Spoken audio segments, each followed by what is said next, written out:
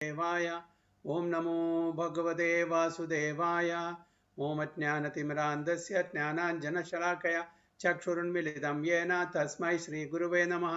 श्रीचैतन्यमनोभीष्टं स्थापितं येन भूतले स्वयं रूप कदा मह्यं ददान्ति सुपदान्तिकं वन्देऽहं श्रीगुरुं श्रीयुतपदकमलं श्रीगुरुं वैष्णवांश्च श्रीरूपं साग्रजातं सगणरघुनाथान्वितं तं सजीवं साद्वैतं सावधूतं परिजनसहितं कृष्णचैतन्यदेवं श्रीराधा कृष्णपादान् सगण ललिता शिविशाखान्वितंश्च ये कृष्णा करुणा सिन्धो दीनबन्धो जगत्पते गोपेश गोपिका कान्ता राधा कान्ता नमोस्तुते तप्त काञ्चन गौरांगी राधे वृन्दावनेश्वरी वृषभानुसुते देवी प्रणमामि हरिप्रिये वाञ्छाकल्पतरुभ्यश्च कृपा सिन्धुभ्येव च पतितानां पावनेभ्यो वैष्णवेभ्यो नमो नमः। नमो विष्णुपादाय कृष्णपृष्ठाय भूतले श्रीमते भक्तिवेदांत स्वामिनि नामिने नमस्ते सारस्वते देवे गौरवाणी प्रचारिणे निर्विशेष शून्यवादी पाश्चात्य देशतारिणे जय श्री कृष्ण चैतन्य प्रभु नित्यानंद श्री अद्वैत गदाधर शिवासादि गौर भक्त वृंदा हरे Krishna Krishna Krishna Hare Hare Hare Ram Ram Ram Hare Hare.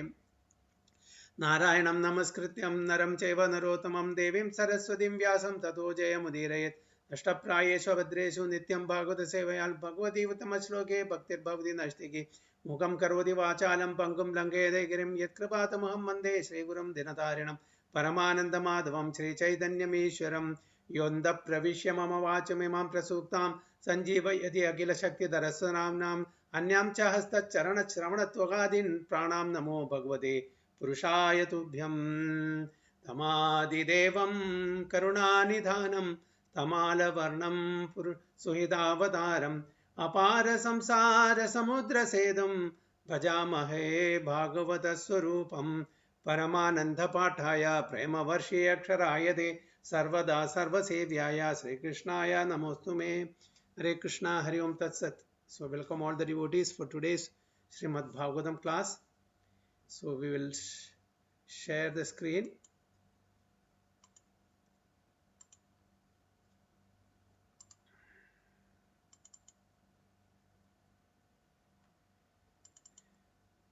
Second canto, chapter 1, right? Or 2? Rajesha Prabhu?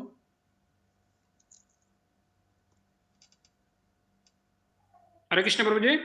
Yeah, which chapter?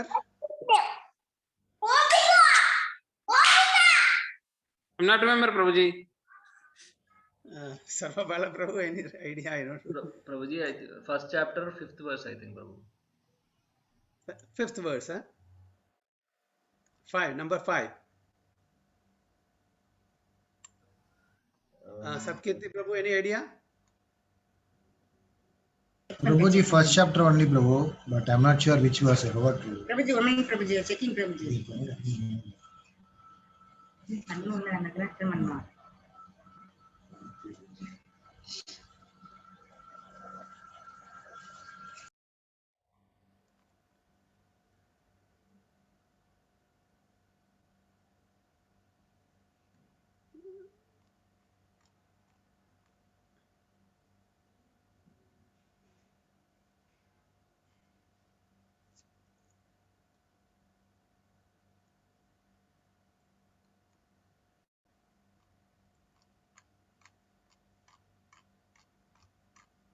I've taken chapter 1, yes. 2, chapter 1.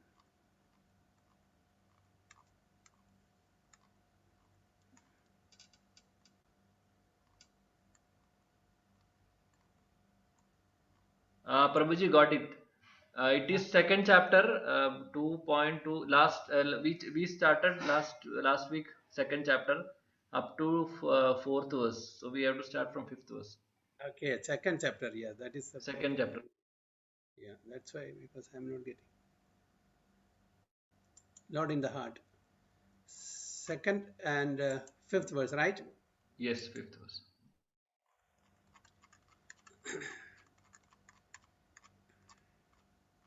Two to 5, yes, okay. चिराणि किं पथि न शान्ति दिशन्ति भिक्षां Naivang parabhrata saritopyasyusyan Rudha guha kim ajido vadinopsannan kashmad bhajandi kavayo dhana durmadhandhan. Arvind Prabhu and Mataji, please. Krishna Prabhuji. Irani kimpatina santi disanti bhiksham naivangripa parabrata sarito api asusyan rudha guha kim ajito avati nopasannan kasmad bhajanti kavayo dana durmadhan dhan. Haribol. Translation, Mataji. Prabhuji, down Prabhu, that screen. Only synonyms, Prabhu. Yeah. Translation. Are there no torn clothes lying on the common road? Do the trees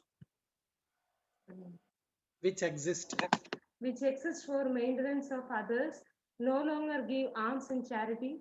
Do the rivers being dried up no longer supply water to the thirsty? Are the caves of the mountains now closed? Or above all, does the Almighty Lord not protect the fully surrendered souls? Why then do the learned sages go to flatter those who are intoxicated by the hard-earned wealth? So, are there not torn clothes lying on the common road? Do the trees which exist for maintaining others no longer give alms in charity? Do the rivers being dried up no longer supply water to the thirsty? Are the caves of the mountains now closed? Or above all, does the Almighty Lord not protect the fully surrendered souls? Why then do the learned sages go to flatter those who are intoxicated by hard-earned wealth?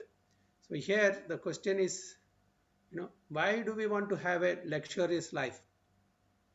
Simple living, high thinking. This is what in the earlier verse also is, why do we want Dunlop bed when we can have, the flat earth, and we can use our hands as a pillow. So, and we can use the tree bark as clothes. All these. In brief, why do we want to unnecessarily bother for this luxurious living? We can live very in a simple way.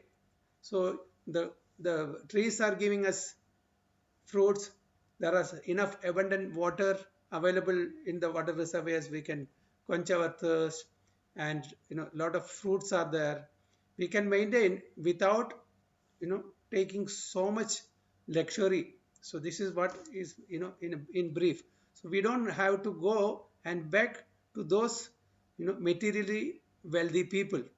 We don't have to bother them. Let them lead their life. The sages need not, or a pure devotee need not go to materialists asking for money for their livelihood.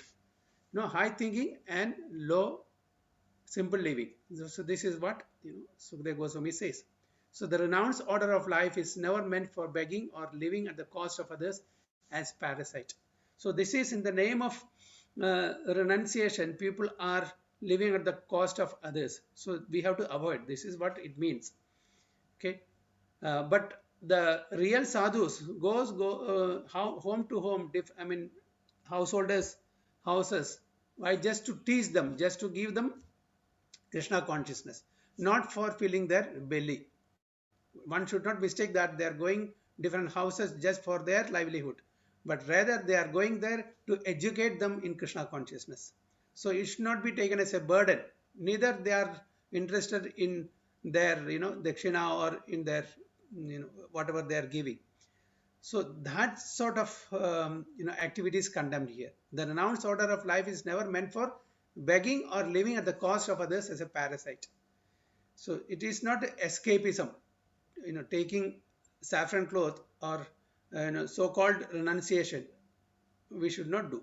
According to the dictionary, parasite is a sycophant who lives at the cost of society without making any contribution to that society, living at the cost of others.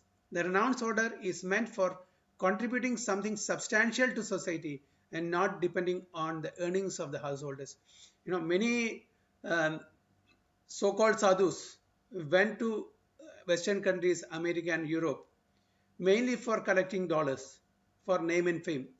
But Prabhupada went there not for collecting money or name and fame. He simply wanted to distribute the Vedic knowledge, not for making money. Okay, and he went with his own dress, that is sannyasa dress. He did not compromise. Many people told them that you cannot survive in this country with this clothes. You have to put pants and shirts, and you have to eat meat. He said, Prabhupada said, I did not come to change myself. I did not come here to change myself. I came to change these people. So a renunciance activity should change others, not that he change according to the time, place and circumstance for others' sake. He has to change others for make others Krishna conscious. That is their duty. So the renounce order is meant for contributing something substantial. So Prabhupada contributed really, because Prabhupada took so much effort. He sacrificed everything at his old age. We are all enjoying this Krishna consciousness. We are practicing Krishna consciousness. Not one or two. Throughout the world, every nook and corner, people are practicing Krishna consciousness. Just one person has taken so much sacrifice. So we are really indebted to Prabhupada. He has made a house in which every person can live harmoniously, irrespective of caste, color, and creed. People are there from India, Africa, America, Europe, China, Japan, Iran. From you take any country, people are there. Krishna conscious devotees are there. So this is a contribution of Prabhupada, which no one in the recent history has done. So this is the duty of sadhus. So on the contrary, acceptance of alms from the householders by the bona fide mendicant is an opportunity afforded by the saint for the tangible benefit of the donor. So even if somebody gives something to a sadhu, a renunciant, it is for their benefit, the giver's benefit, because they get purified in return. In the Sanatana Dharma institution, alms giving to the mendicant is part of householder's duty, and it is advised in the scriptures that the householders should treat the mendicants as their family children and should provide them with food, clothing, etc. without being asked. So it is the duty of the householders to take care of the other three varnas. Brahmacharis, they don't have anything. They are not working. They are celibate students. We have to protect them. We have to take care of them. Similarly, the Vanaprasthas and Sannyasis. So other three varnas should be taken care of.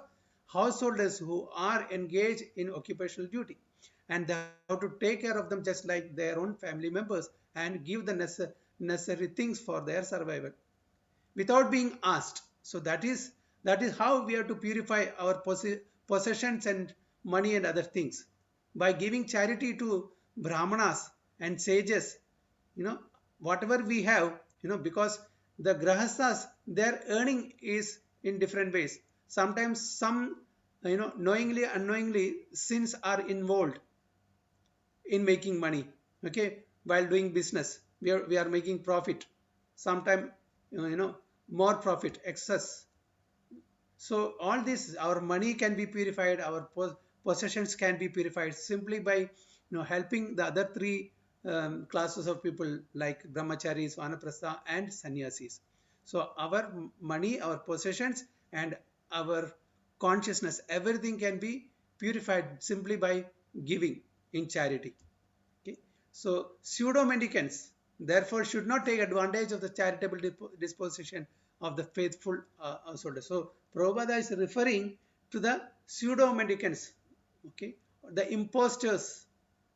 In the name of renunciation, they are trying to survive, okay, by collecting money or other thing from such people. So that should not be entertained. First duty of a person in the renounced order of life is to contribute some literary work for the benefit of the human being in order to give him realized direction toward self-realization. So it is the duty of the renounced people, renounced devotees, to give some sermon, to give some teachings. So they will give some literatures by which they can also purify by reading Bhagavatam, Srimad Bhagavad Gita, and commentaries by the Acharyas. Now, what will happen? Our intelligence also will be purified, isn't it? When we chant, our mind is getting purified. When we read such literatures, our intelligence gets purified. When we honor prasadam, we are again, our consciousness is getting purified. So these are all the things how we can purify ourselves. So it is the duty of all this devotees who are in the renounced order life to contribute in whatever way literary work that can be provided to the common people.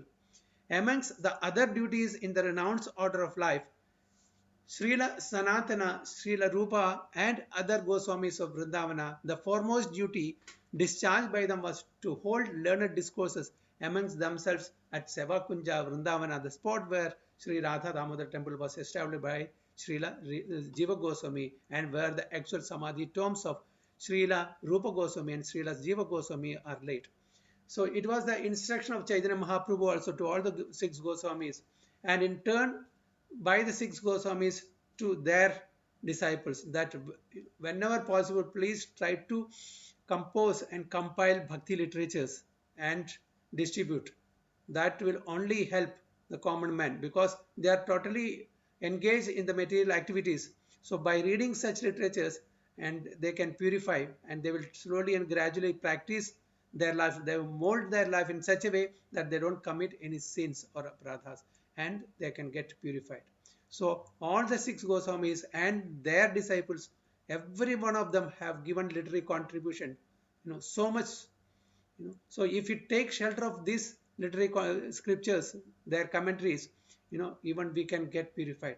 Prabhupada, in turn, he has made it very easy for those who cannot understand Sanskrit and other local languages. He has made it in simple language, because India, after ruling for so many years by the Britishers, we have changed they have totally broken our education system, and we have broken that unity of one language. Everybody is speaking different languages. So they are taking shelter of one common language, that is English, even though we are Indians. So he has made it very nicely. He has translated in simple English so that everybody can take advantage of this, and we can read and understand. And he has given equivalent word meaning for Sanskrit, given a good translation and detailed purport, reading which we all can enlighten ourselves spiritually, and slowly and gradually we can progress spiritually. So the contribution that Prabhupada has given to us, what all the 6 Goswamis have given, it is very difficult for us to understand, because mostly those literatures are in Sanskrit or Bengali languages. So it is not possible. So it is the mercy of Srila Prabhupada that he has translated it nicely, and now it is available in all Indian languages and foreign languages. So it is good for all of us. We can now try to understand the Vedic wisdom by reading these texts. So for the benefit of all in human society, they left behind the immense literatures of transcendental importance.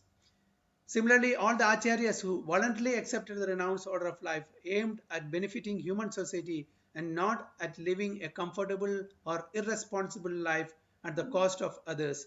However, those who cannot give any contribution should not go to the householders for food, for such mendicants asking bread from the householders are an insult to the highest order. So Prabhupada is recommending, if the sages or if the sadhus cannot give to the householders, it's better not to go there for begging there for their livelihood. In the history, after the 6 Goswamis, Shyamananda Pandit and Srinivasa Acharya, Narottam Das Thakur, they are the trio. They have started the book distribution program, okay, which Prabhupada has continued.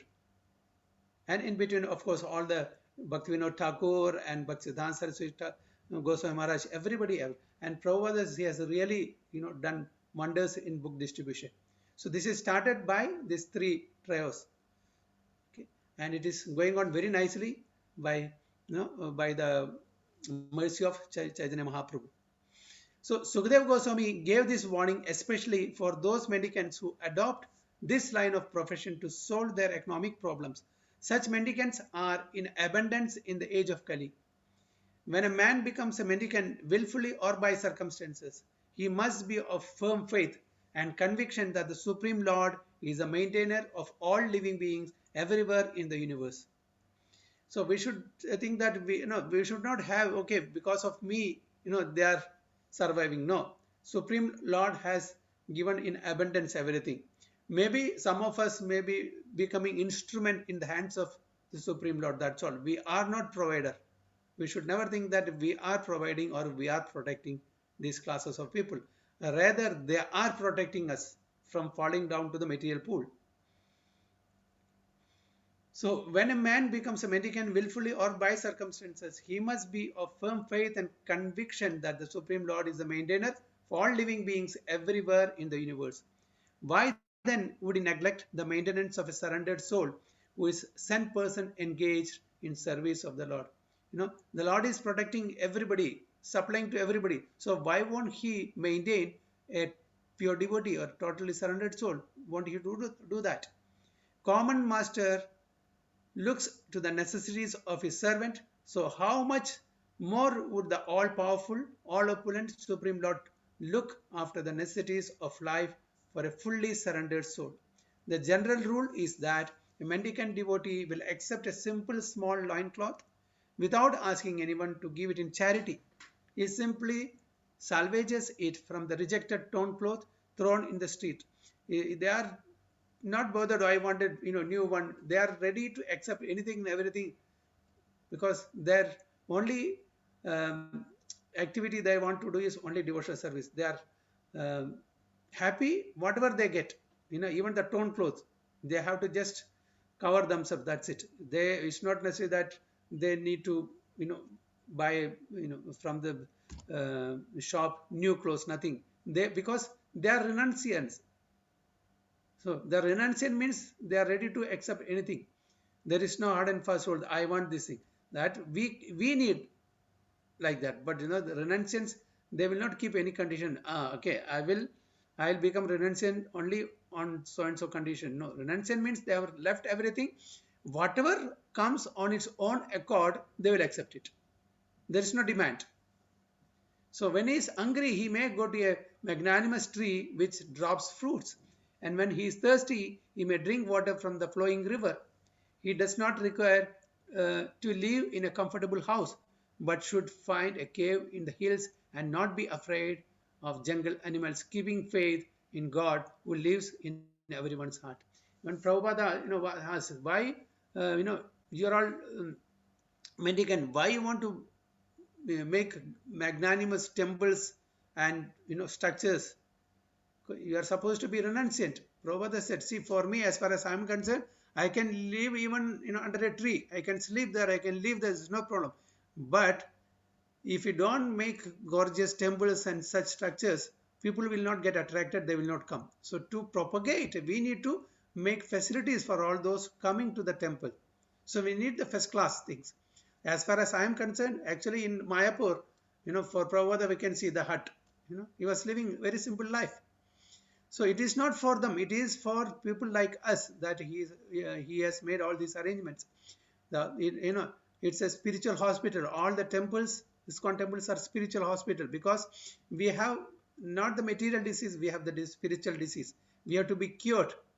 So when we go to the temples, spiritual temples, our consciousness can be purified because now we are infected with material consciousness. It has to be purified. And we have to transform ourselves from material consciousness to spiritual consciousness. For that, good amenities, good facilities should be made. So that's what Prabhupada has done. So the Lord may dictate to tigers and other jungle animals not to disturb his devotee. Haridas Thakura, a great devotee of Lord Chaitanya, used to live in such a cave, and by chance, a great venomous snake was a co-partner of the cave. Some admirer of Thakura Haridasa who had to visit the Thakura every day feared the snake and suggested that Thakura leave the place. Haridas Thakura was not concerned, who was staying there, he was a co-partner in that cave. He was, because he has taken complete shelter of the Supreme Lord.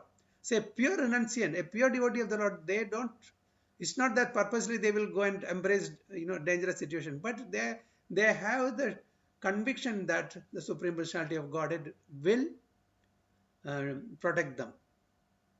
So here, the visitor was actually, afraid of visiting Haridas Thakura, because his devotees were afraid of the snake and they were regularly visiting the cave. Thakura Haridas agreed to the proposal on their account.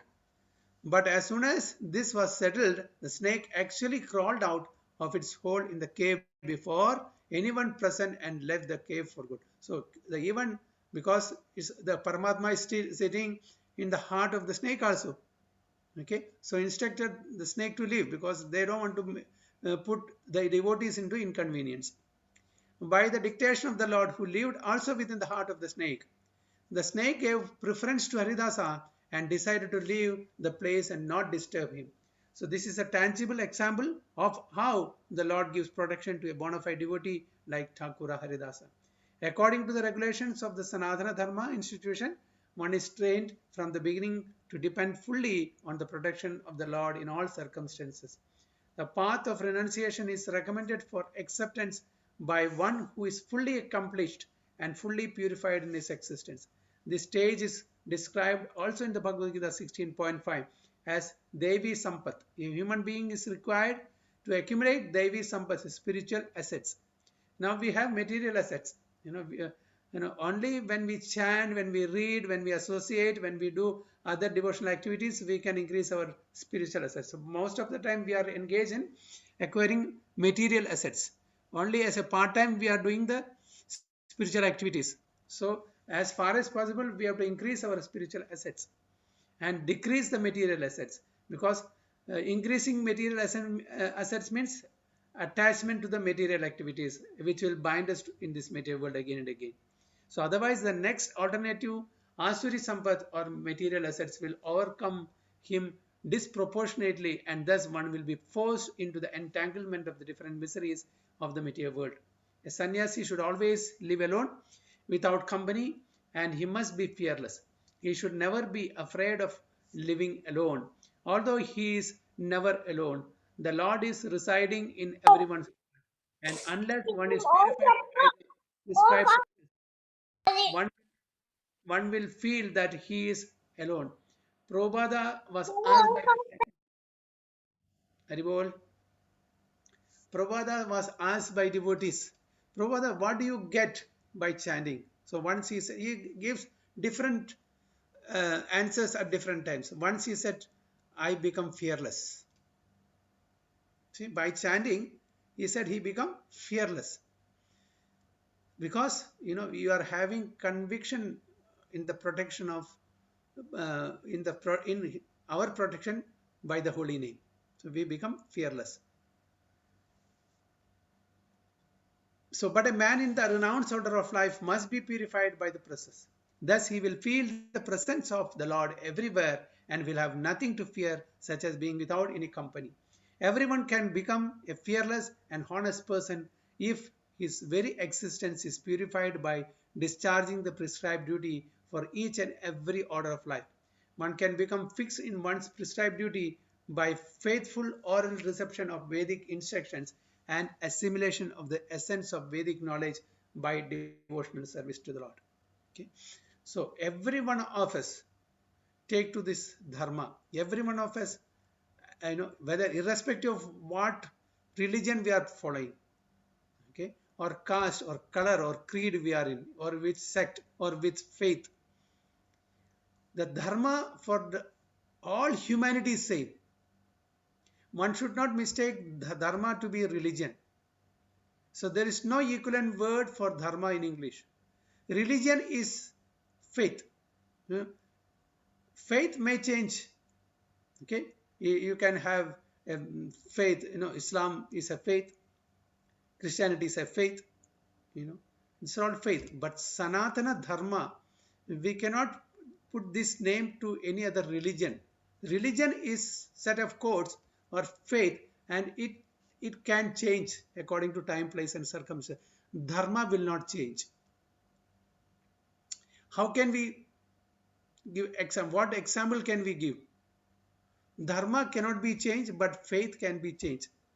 There are the different three types of dharma: dharma of the body, dharma of the mind, dharma of the atma. Isn't it?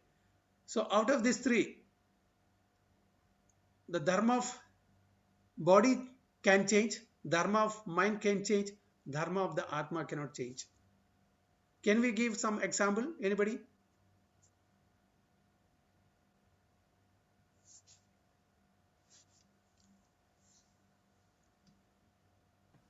Haridas Thakur, Prabhuji. What is that? Haridas Thakur, he changed his religion, but his association with the Lord continued. How can we differentiate dharma from religion? Because people say, okay, Hindu dharma, okay, Jain dharma, Buddhist dharma, but the Abrahamic religion, Semitic religion, it is not dharma. You cannot call them dharma. It's a faith. So how can we differentiate that? So what is the criteria to differentiate or understand in the right perspective? If somebody is asking, what is your dharma? The dharma for Islam, dharma for people who are following Islam, dharma for people who are following Hinduism or Christianity or any other faith is same. Jivera Swarupa hai Krishnera Nityadas. Just like the dharma of the fire is to give light and heat, the dharma of the salt is to give that salty taste. The dharma of the sugar is to give sweet. Okay, that is dharma. The dharma of the living entity is to serve and love the Supreme Lord. That never changes, irrespective of which faith we are following or which religion we are following. The religion, according to time, place, and circumstances, it changes. The manodharma can be changed. What we are doing now, tomorrow we may not be doing the same thing. The mind changes. The sharirika dharma, okay, it also can be changed. But the dharma of the atma can never be changed. It has its quality to serve and love the God. That is the dharma of the atma. Just like the dharma of the sweet is to give sweetness, and the dharma of the fire is to give light and heat. So dharma is for everybody, it is same. For everybody. It is not based on any religion, caste, or color, or creed. Okay. What is the dharma of the body? This body, as a husband, or as a father, or as a son, or as a brother, we have certain dharma towards our close blood relatives. We have certain dharma towards our friends. We have certain dharma towards the society. We have certain dharma towards the nation, isn't it? So these are all dharma of the body. It can be changed. Today I have certain dharma towards the society. Tomorrow I may change it. It's no more dharma. Because when I take birth in my next life, I am not in this country. So my dharma towards this country or towards this so-called dependence now is changed when the body changes. Isn't it? But the atma doesn't change. The atma never changes. So the constitutional position of the atma remains same, irrespective of the atma is in the human body or in the dog's body or in animal's body or in any other body. The mind and body changes. Okay, the mind falls, the intelligence falls, everything changes according to different bodies. So that keeps changing. So that's what we have to understand. Okay. So any comments or any questions?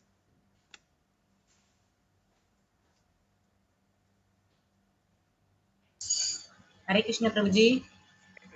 Yes, Mataji. Prabhuji, you told three Shyamananda Saraswati, 3 persons involved started that book distribution. Yeah.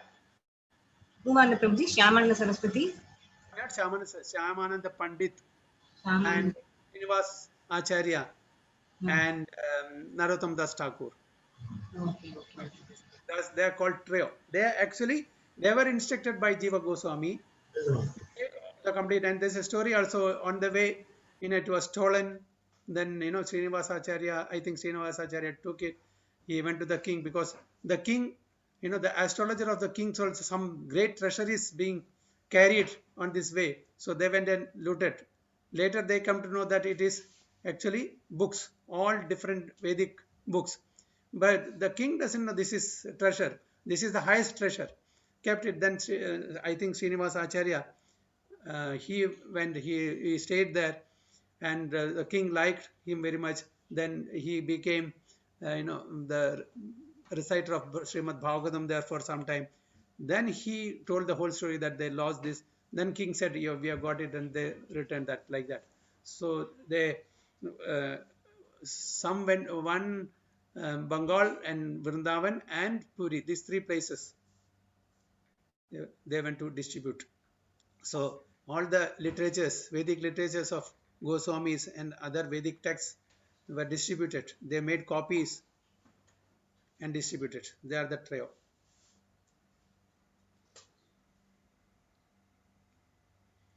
Okay, any other comments?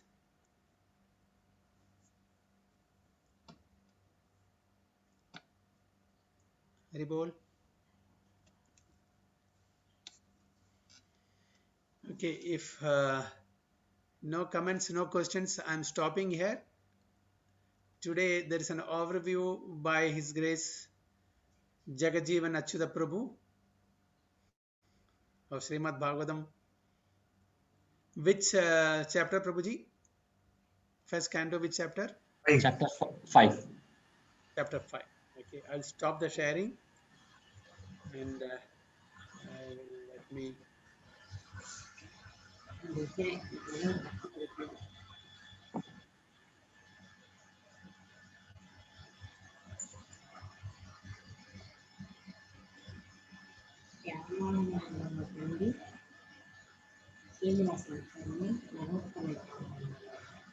Narottam Das Thakur.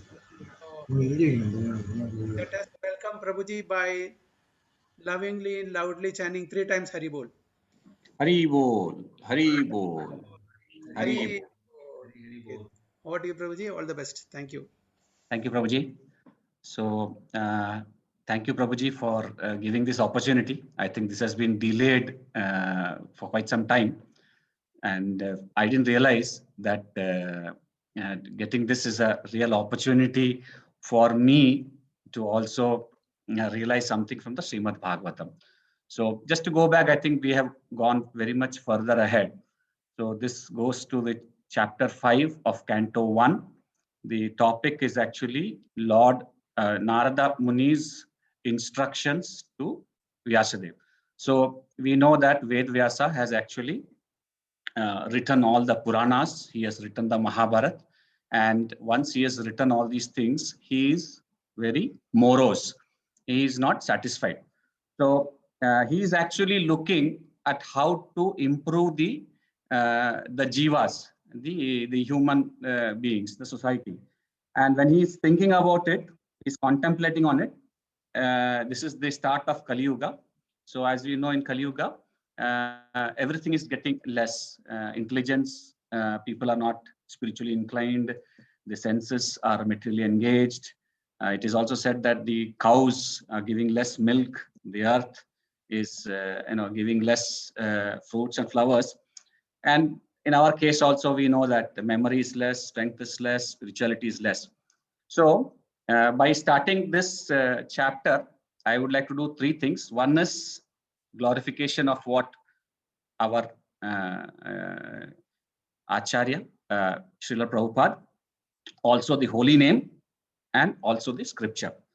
So with this, I will start the overview of the chapter 5. So this chapter 5 actually, I have taken some inputs from various videos and all. So this is actually divided into 4 or 5 topics. So the first one, the first verse is actually Narad Muni's arrival. So that's the first one. And then I have just added saying that he is smilingly addressed. So that's some importance there. Then the next one, he actually inquires. So the guru is inquiring about his disciple, about what is his despondency, why is he morose, what is the reason for that. Then Vyasadeva actually replies, and then Narad Muni then actually diagnoses actually that what is the problem and what should be done. And then there is a brief story of how Narad Muni in his previous life had an association, and with that association he became liberated and he became enlightened. And then finally he gives a advice to Vyasadeva of what should be done. So we will start with this. So the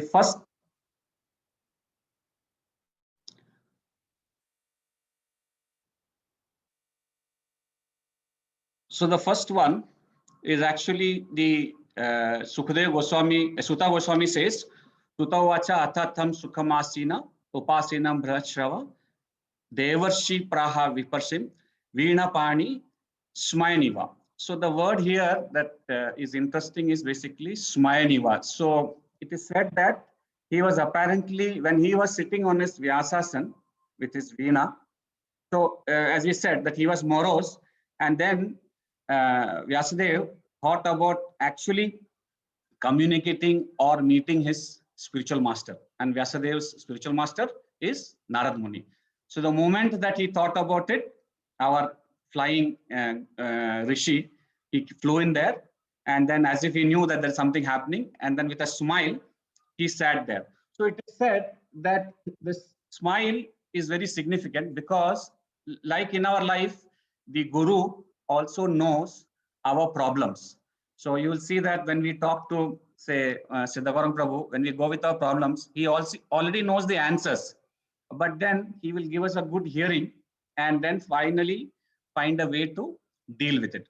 So like that, it is very important to understand in our life also that we are talking about the literary incarnation of Lord, which is Vedavyas. So he is actually Lord himself who was incarnated, and he is looking for his master, his guru, to solve his problems. So this is a message for us that we have to also understand 3 things. One is that we have some deficiencies, we have some problems. Then we need to be aware and expose what it is, explain that, and then willing to take shelter of our spiritual master or our gurus to find resolutions to our problems. So as he comes here, he sits here, and then he asks from second sloka onwards, he asks what is the problem. So here Narad Muni asks, he is actually asks him. So he says, addressing Vyasadeva, the son of Parashara, Narada inquired, are you satisfied by identifying with the body or the mind as objects of self-realization? So here Narad Muni has given Vyasadeva the position, one quality, that he is the son of Parashara Muni, which means he is coming from a very learned descendant. Yeah, his parentage is of a high origin. So similarly, one of the Maharaj was saying that even we need to know that we are also connected to the parampara, disciplic succession, and we need to, in our preaching, we need to give the message as it is without involving our philosophical or mundane speculation. So he's asking, are you satisfied by identifying with the body or the mind as objects of self-realization?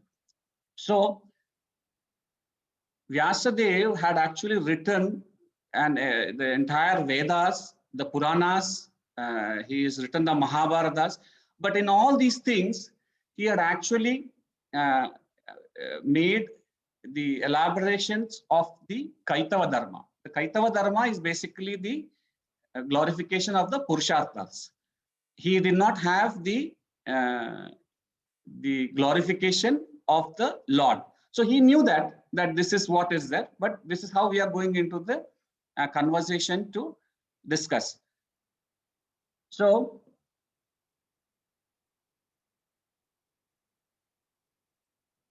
this is Parashara. That is the first quality. 1.5.2, he is the son of Parashara Muni, which means he's got a powerful ancestry. Then in the next sloka, he asks, your inquiries were full and your studies are also well fulfilled. And there is no doubt that you have prepared a great and wonderful work, the Mahabharata, which is full of all kinds of Vedic sequences elaborately explained. So here, the word that is used is for the quality of Veda Vyasa is Jitnyasitam Su Sampannam, which means he is well versed and is fully inquired. So he is actually well versed in all the scriptures. So this is another quality. So the first quality was that. So now we are seeing how capable he is actually, and this is the setting point for going into the Srimad Bhagavatam. But this is second point, saying that he was the son of Parashara Muni.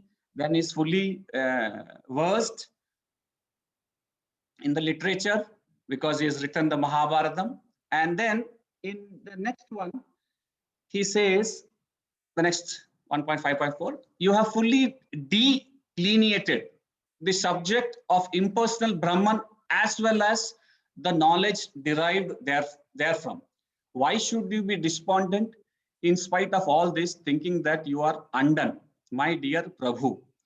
So here Narad Muni says that he is calling him that you have completely cleared. So the purport to this by Srila Prabhupada says that the Vedanta Sutra compiled by Srila Vyasadeva is the full deliberation of the impersonal absolute, and it is accepted as the most exalted philosophical exposition in the world.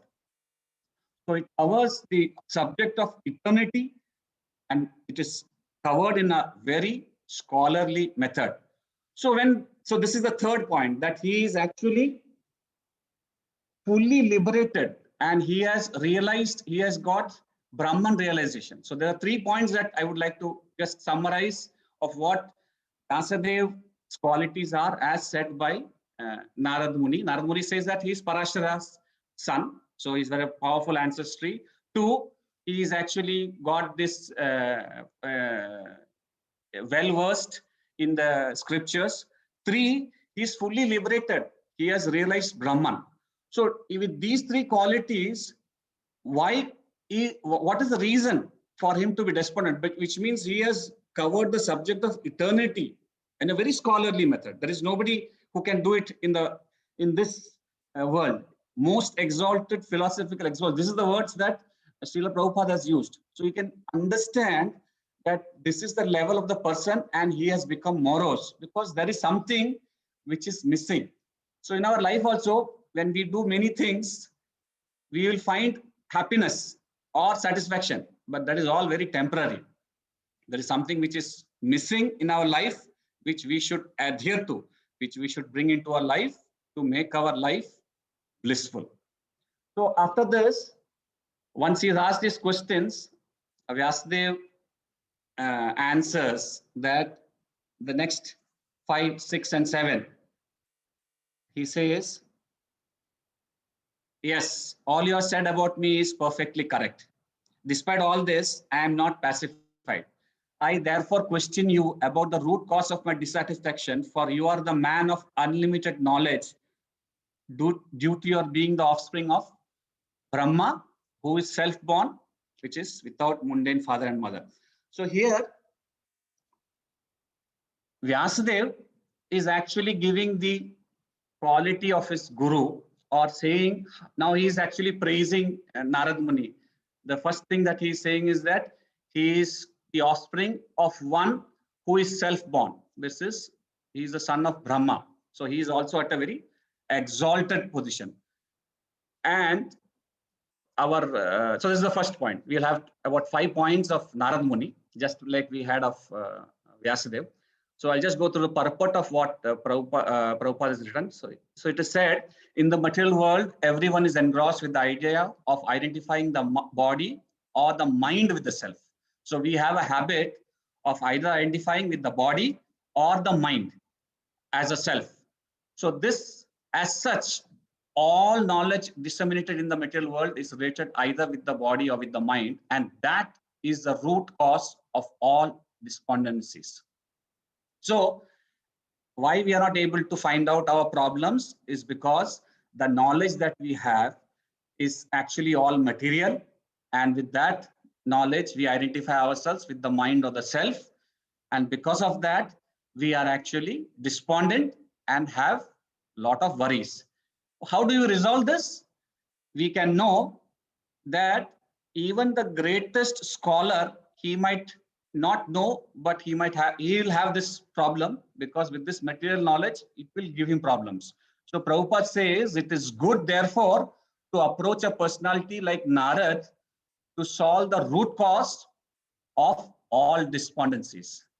So why Narad Muni has to be approached, should be approached, is explained in the next slokas actually.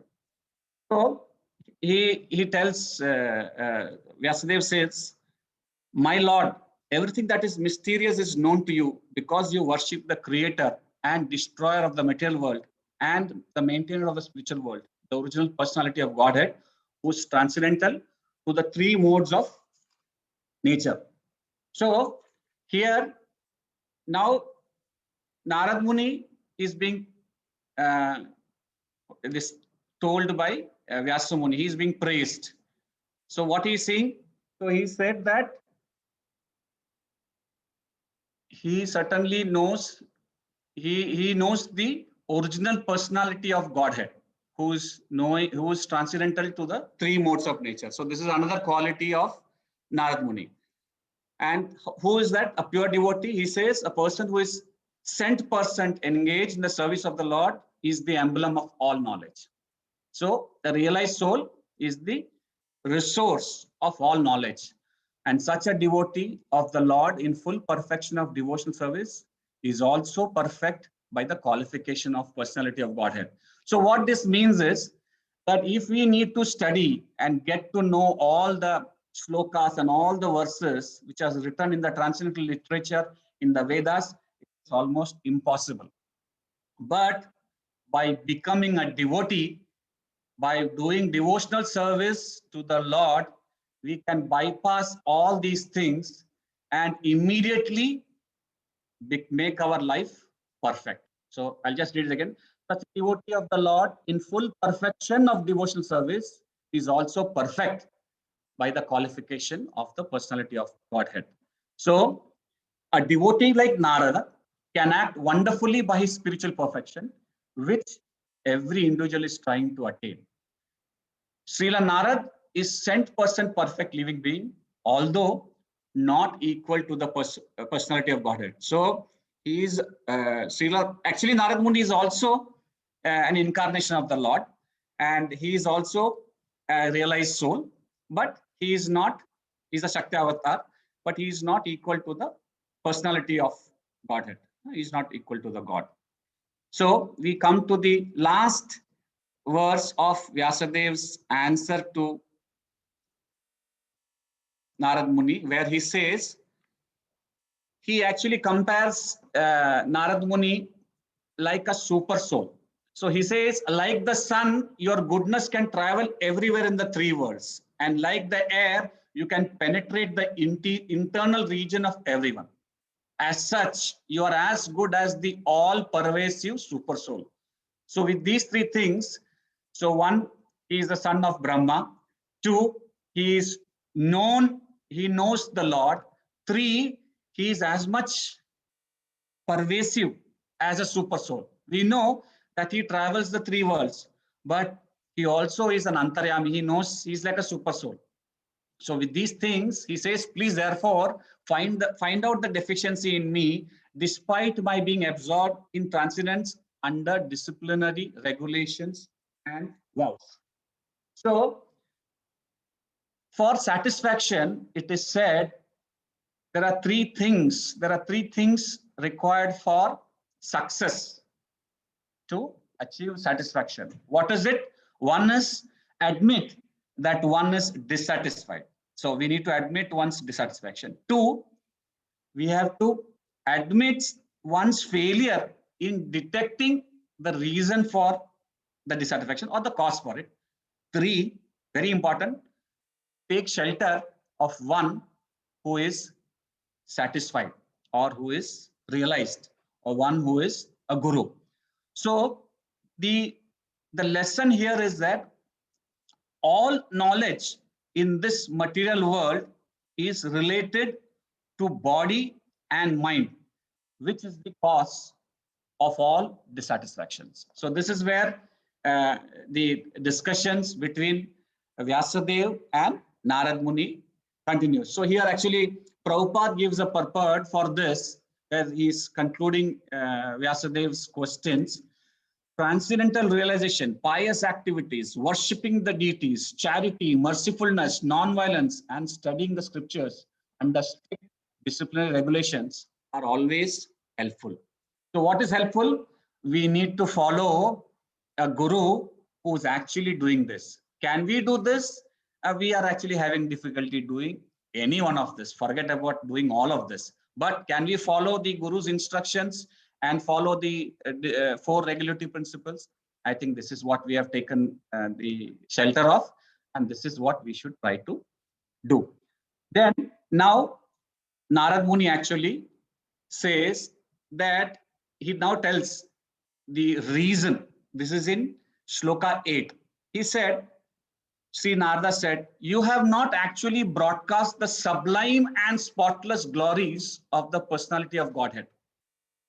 That philosophy, which does not satisfy the transcendental senses of the Lord, is considered worthless. Here, there is one, like we talked about the Kaitava Dharma. So we also know what is the Sanatana Dharma or the Shashwat Dhan. The Sanatana Dharma is actually serving the Lord.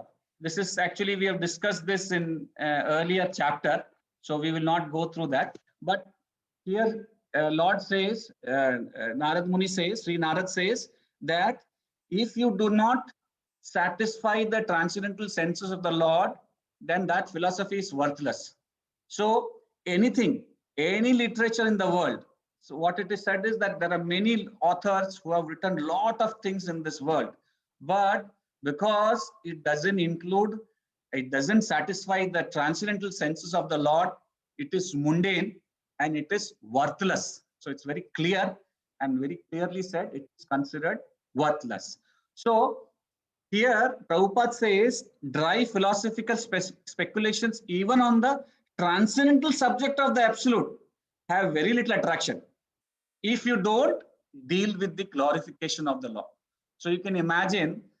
So what does it mean for us? How do we understand this? That the absolute realized as impersonal Brahman or localized soul is also less productive than the supreme personal realization of his glories.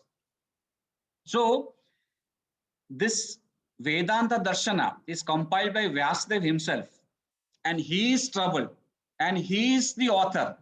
So what sort of transcendental bliss can be derived by the readers and listeners of Vedanta when it is not explained directly by Vyasadeva? So he himself doesn't know why he is not happy, why he is not complete, satisfied. So when he has written these things, and he is the most erudite scholar, he is the best literary incarnation of the Lord, if he is not able to explain, how can the bliss be derived by the leaders? So here, from this point in the Srimad Bhagavatam, by the questions arises the necessity of the explanation of the Vedanta Sutras in the form of Srimad Bhagavatam by Srila Vyasadeva. So this is the key crux point where it is required for Vyasadeva to actually write the Srimad Bhagavatam. So this is the starting, but the seed starts from here because he has written all these things. He's made even the Brahman He's written up to the eternity. But still, as an author, if he has not clarified completely the 360 degrees, then obviously that bliss cannot be transferred to the readers. How can you transfer the bliss? Because what is Vyasadev's objective? Vyasadev's objective in the age of Kali is to bring relief to the most learned scholars and also the people from the miseries of this yuga. And for that, we can understand the importance of Srimad Bhagavatam. So here in the next sloka, although Narada Muni says, although great sage, so he's addressing Vyasadeva, you have very broadly described the 4 principles, beginning with religious performances. You have not described the glories of the Supreme Personality Vasudeva. So now Narada Muni is explaining what you have missed and what you should do. Saying you have broadly described the 4 principles, Dharma, Artha, Kama, Moksha, all those things you have mentioned. But you have not described the glories of the Supreme Personality. So it is said that after liberation, the last item in the performance of religiosity is to be engaged in pure devotional service. And then that stage of self-realization is called as Brahma Bhuta. This Brahma Bhuta stage is the stage of satisfaction and the beginning of transcendental bliss. So we can progress, as Srila Prabhupada says, by attaining neutrality and equality in the relative world. Yeah, we can progress by attaining neutrality and equality in the relative world. After passing this equanimity, if we are fixed in the transcendental service of the Lord, then we can maintain the status quo of the Brahma Bhuta stage. And to increase the degree of transcendental realization, Narad Muni recommends Vyasadeva, he should now eagerly and repeatedly. So he should have 2 qualities. He should have eagerly and he should repeatedly describe the path of devotional service. That will cure him from the despondency that he has. Now, he actually further from 9, what is 9 here? Let me just check actually. Okay, so here 9, he's actually saying that there are 2 defects. One defect is he is actually insufficiently glorified the Lord. 2, he has actually put more emphasis on the 4 Purusharthas. So the emphasis is something else and there is less glorification of the Lord. So this is the defect of all the other Puranas and the Mahabharata. And that is when Vyasadeva writes the Amalam Purana, the Purana which is untinged by any defect. The defect is anything which relates to any of these Purusharthas. It is a transcendent, it allows you to have the Lord and his devotees glorified, and it is with eagerness that is glorified and it is consistently glorified. So this is the 2 things that Vyasadeva corrected himself by writing this Srimad Bhagavatam. So now we'll see in the next 2 verses, I think we are all aware, there are 2 categories of literature. This is said in the 2 slokas. One is the materialistics. So anything, so I heard one of the Prabhus saying that anything that you hear, which doesn't have the mention, it doesn't serve the senses of the Lord, is actually materialistic.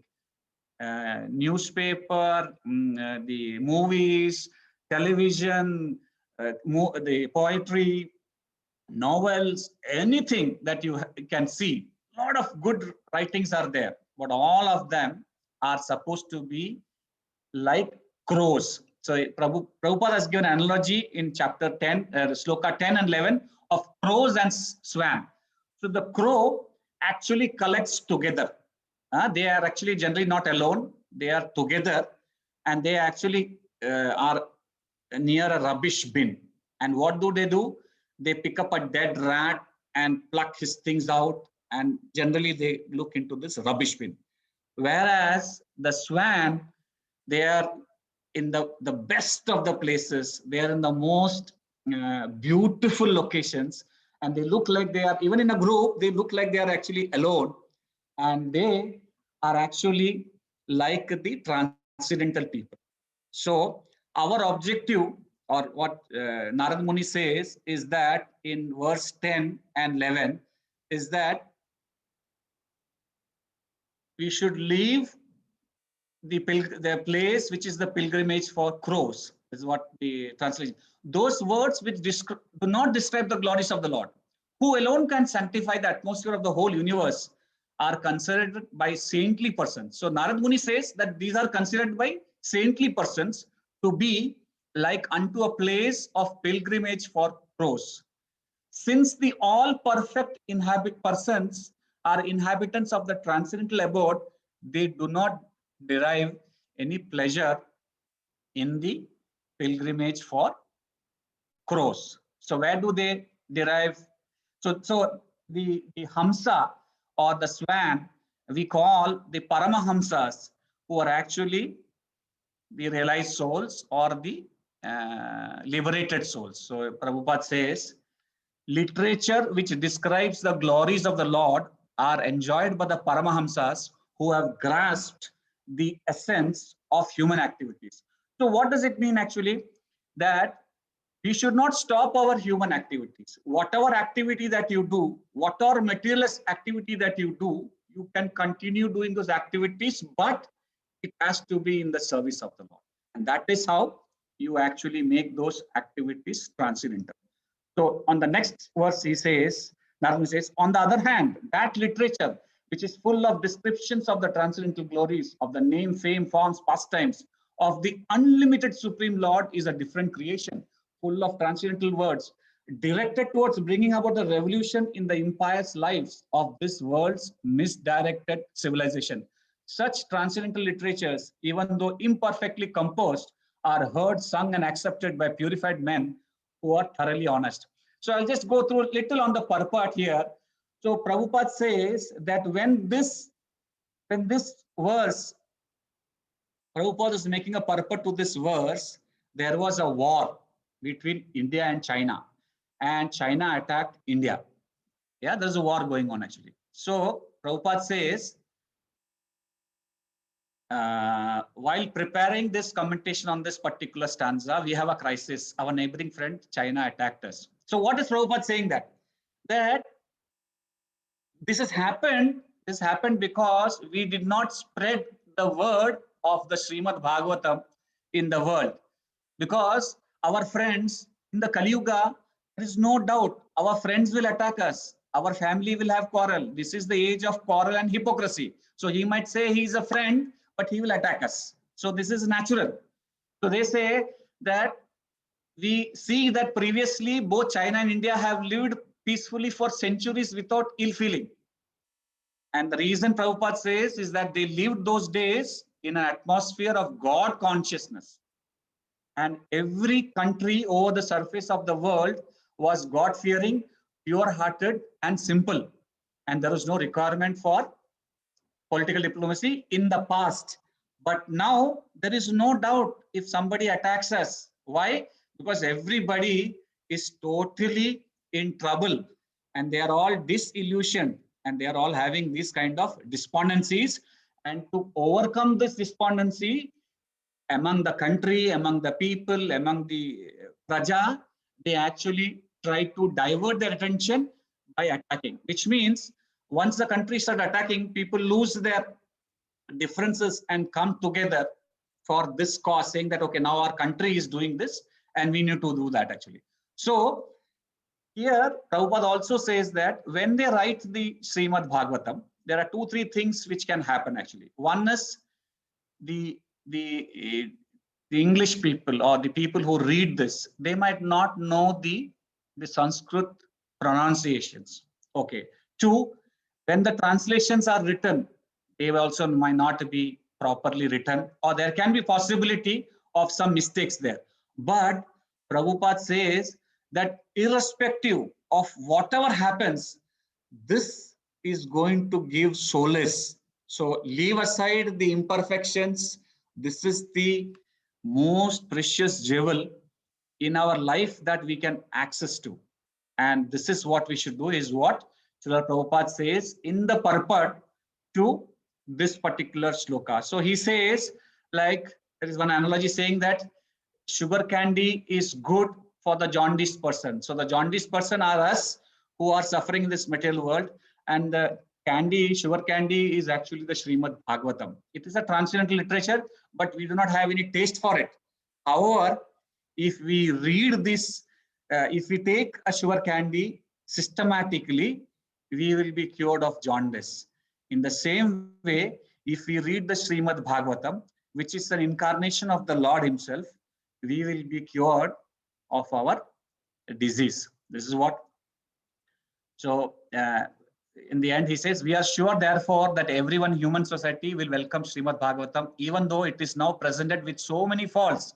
For it is recommended by Sri Narad, who has very kindly appeared in this chapter. So it's a wonderful explanation by Srila Prabhupada, saying how in the disciplic succession, Narad Muni is saying that this is the thing which is required, the glorification. This is the requirement for the men in the Kali Yuga, whether it is an erudite scholar or he is a common people. And Prabhupada takes it up and says that it is in our interest, it is in our job, our function, or maybe our dharma, as Siddha Gauranga Prabhu said, to actually spread this mission of the Srimad Bhagavatam across wherever we go. And as we read through this, we will know how wonderful it is and how important wealth this is there.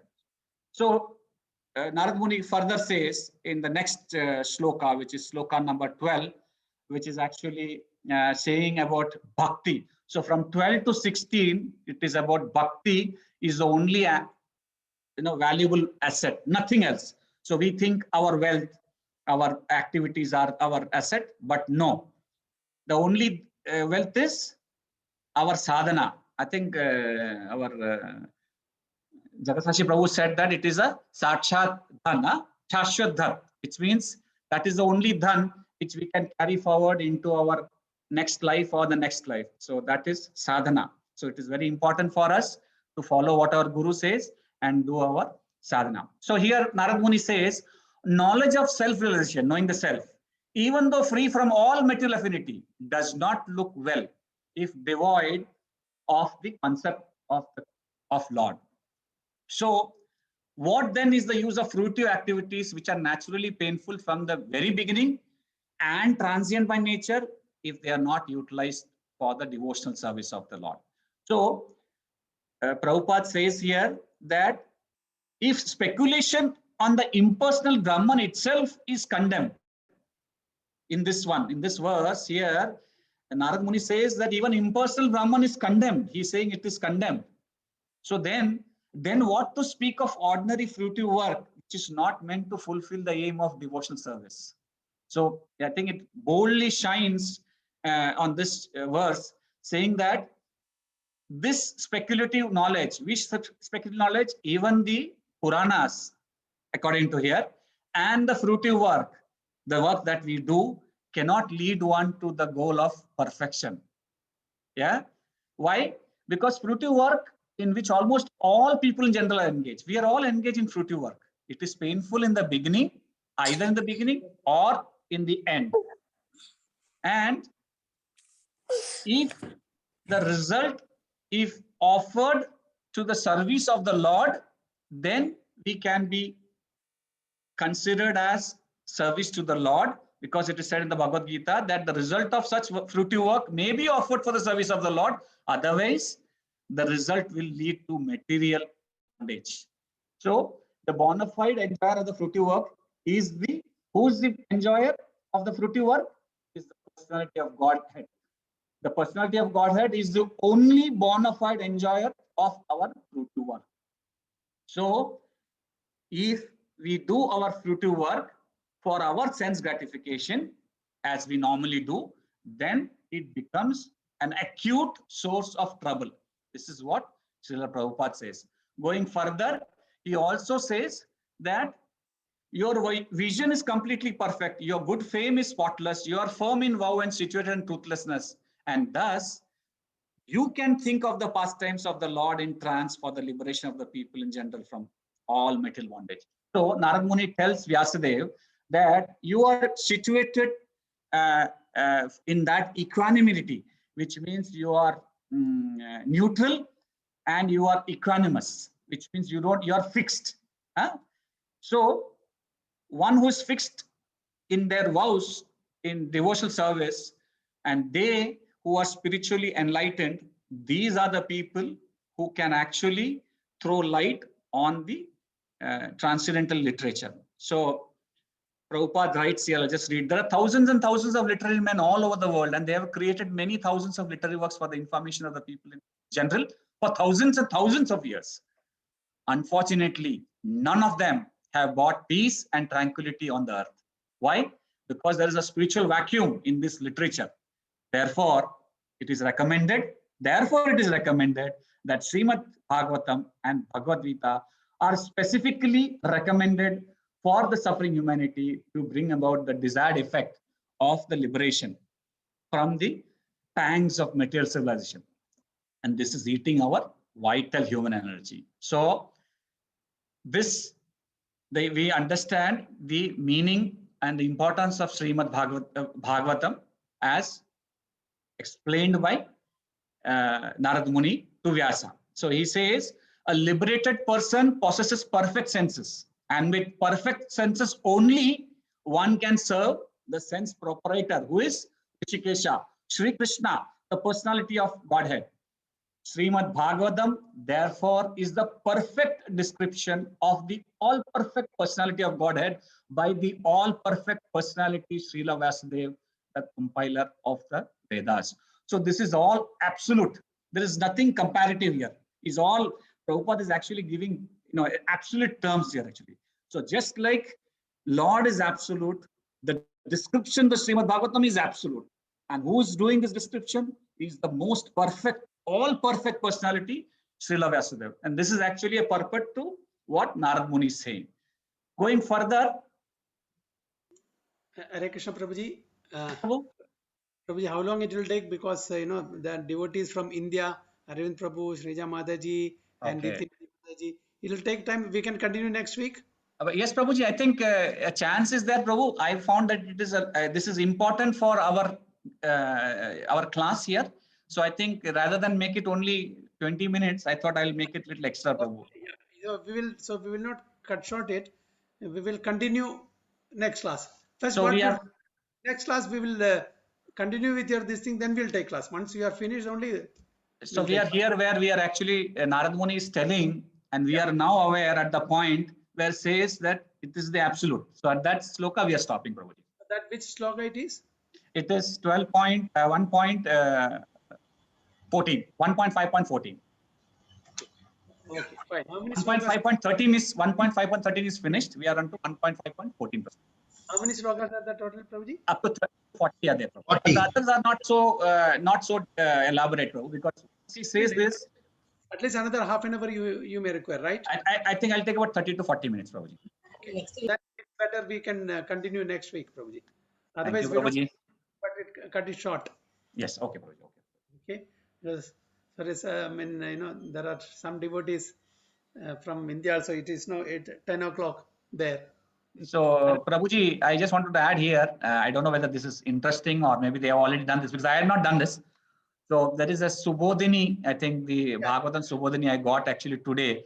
So I made a presentation for that Subodhini, which I have added there actually, which I think Gauranga Das has done it. But so wonderful that he has explained. It's really nice to go through, Prabhu, and I hope that whoever has attended your class, Prabhu, they also felt like Vasudev when he heard from Narad Muni. I think this is this Guru Shishya Parampara. I think we now realize the importance that at every stage, our surrender is actually where we have a problem. Then we don't want to expose our frailties, and then we are not aware that we are having any problems. Nicely prepared, and we'll continue next week because we don't want to cut it short.